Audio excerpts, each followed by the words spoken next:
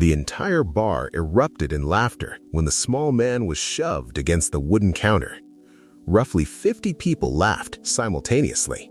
Some pounded on the tables, others spilled their beer from laughing, and the huge man who delivered the shove turned to the delighted audience like a comedian soaking up applause.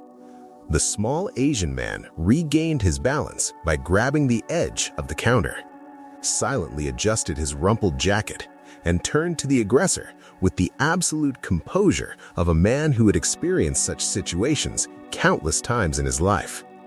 Some people in the back of the bar were still laughing when the aggressor moved a second time, this time with his fist raised to strike. And it was exactly at that moment that something changed on the face of one of the patrons sitting at a table near the counter. The man, a former professional boxer who had retired a few years prior, abruptly stopped laughing. He leaned over his glass, turned visibly pale, and whispered a single phrase to the friends sitting with him. A phrase that would completely transform the atmosphere of the bar in the minutes to follow. That guy is Bruce Lee. The ex-boxer's friends looked at him incredulously, then at the small Asian man by the counter, and then at the aggressor preparing to strike. The news began to spread through the bar like a silent wave of collective terror. From table to table, from patron to patron, that guy is Bruce Lee. That guy is Bruce Lee.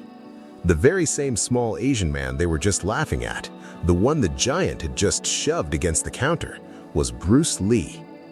Because laughing at a small Asian man being shoved by a counter at the Whispering Pines Tavern in Flagstaff, Arizona, on a hot August day in 1972, was only fun until someone realized who that small Asian man actually was. As realization spread, the laughter began to die out one by one. 50 people frantically began to calculate how much time was left before the worst incident in the history of this roadside bar unfolded right before their eyes.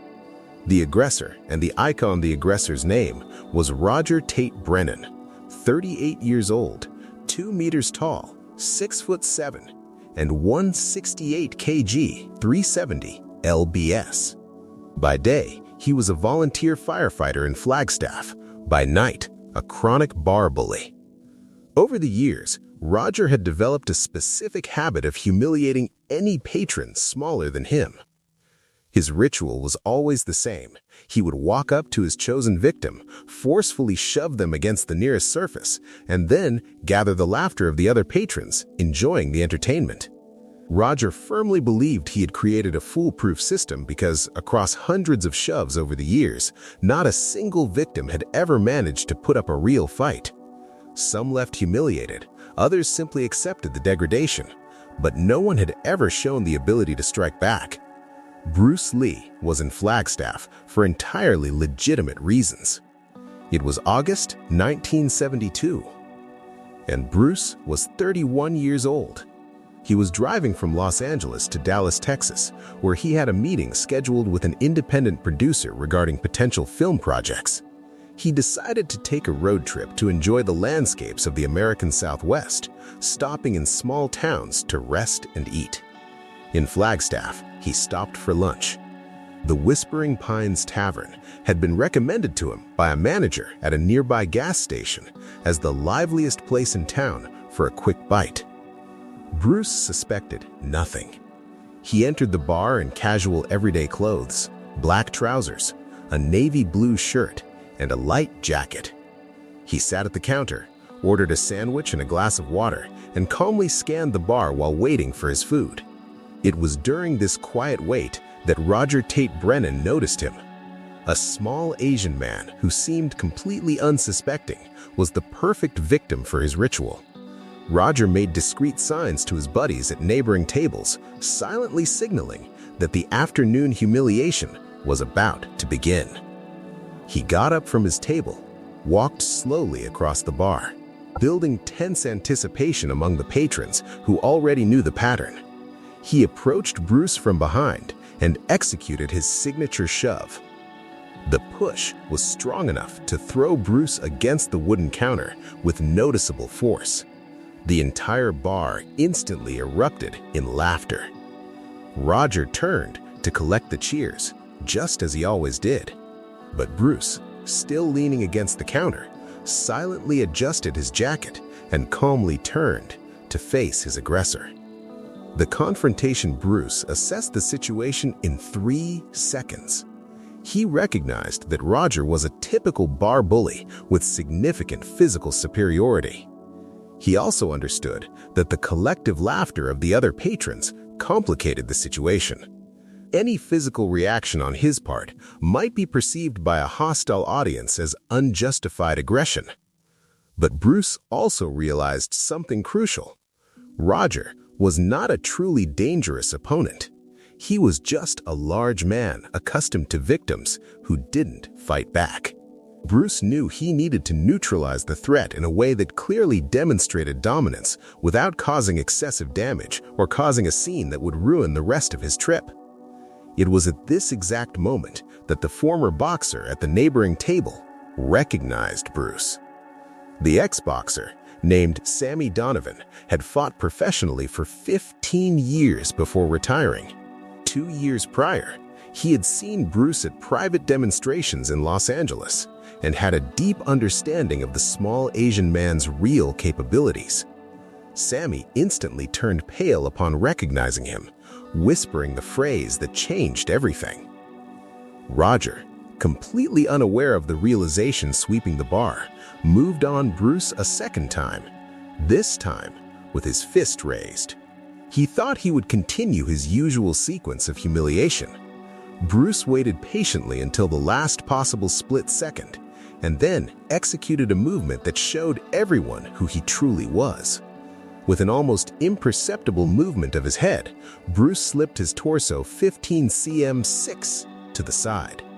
Roger's massive fist flew past into empty air. The momentum of the missed punch caused Roger to lurch forward, momentarily losing his balance. Bruce grabbed the aggressor's right wrist with his left hand, applied a precise joint lock, and with one full pivot of his torso, sent all 168 kg of Roger into an uncontrollable trajectory that ended with the giant crashing flat onto his back on the bar floor. The sound of the impact echoed through the establishment. The last remaining chuckles vanished instantly. 50 people simultaneously processed what had just occurred. The small Asian man they had been laughing at seconds ago had, with a movement too fast for the eye to follow, leveled the local bar terror. Bruce maintained a joint lock on the fallen Roger's right arm. The giant groaned in pain, unable to move his arm without worsening his suffering. Bruce leaned down slightly to his ear and spoke in a low voice, audible only to Roger. The words were never officially recorded, but years later in an interview for a boxing magazine, Sammy Donovan mentioned that he overheard part of it. Bruce told Roger, "How long have you been pushing small people around in bars? 5 years? 10 years? Today, it ends. You will never push anyone ever again. Remember this for the rest of your life." The aftermath. Bruce released Roger's arm, stood up, and took 3 steps back. Roger lay on the bar floor for about 20 seconds before managing to struggle to his feet. His right arm was temporarily paralyzed from the joint lock.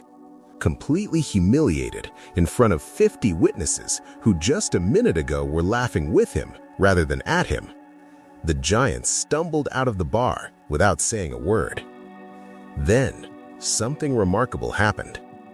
Sammy Donovan stood up from his table, walked over to Bruce, who had calmly returned to the counter and begun eating his sandwich, and respectfully leaned in, asking in a quiet voice, "May I shake your hand, Mr.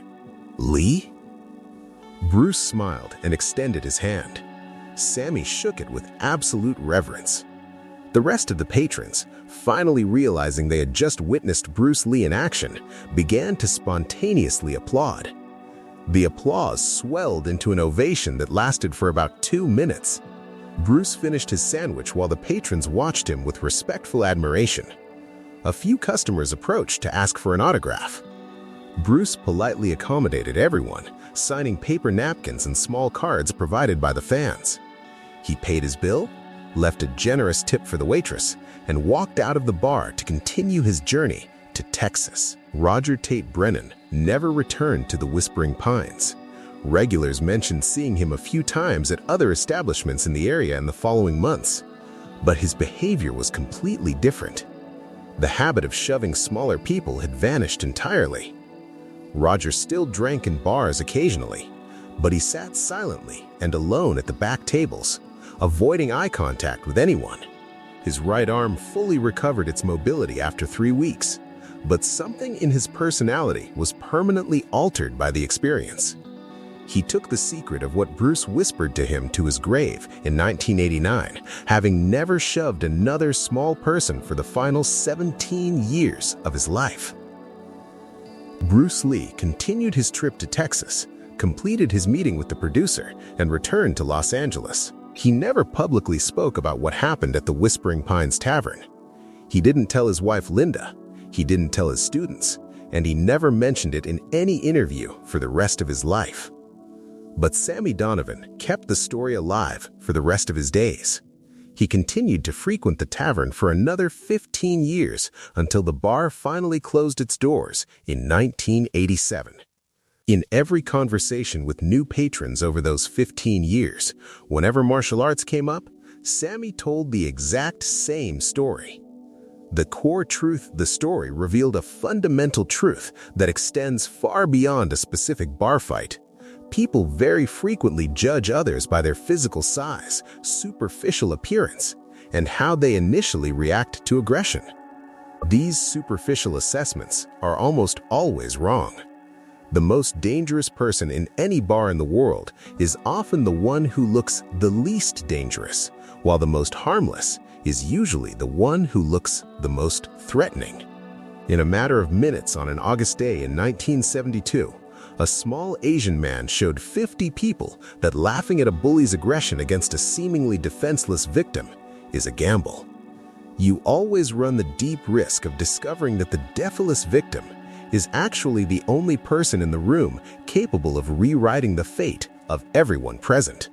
When that realization finally hits, the laughter dies on your lips, applause replaces the mockery, and you leave with a lesson no book can ever properly teach: the deceptive nature of appearances, and the profound danger of laughing at any man you assume to be weak, because you never truly know when the person being pushed might just be Bruce Lee.